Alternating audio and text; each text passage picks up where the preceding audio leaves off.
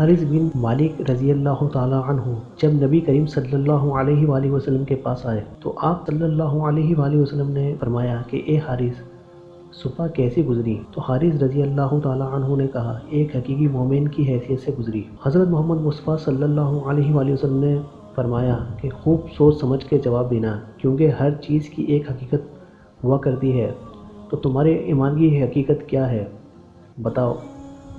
اس پر حضرت حارث رضی اللہ تعالیٰ عنہ نے کہا، دنیا کی محبت دل سے نکال دی ہے، راتوں کو جاگ کر عبادت کرتا ہوں اور دین کے روزوں کے سبب پیاسا رہتا ہوں، اپنے کو یوں پاتا ہوں جیسے میرے سامنے اللہ تعالیٰ کا عرش ہو، خود کو اہل جنت والوں سے ملاقات کرتے دیکھتا ہوں اور دوزخ والوں کو گرفتار دیکھتا ہوں۔ تو حضور صلی اللہ علیہ وآلہ وسلم نے فرمایا کہ اے حارث، تم حقیقت ایمان تک پہنچ چکے ہو، اس پر قائم رہنے کی کوشش کرنا۔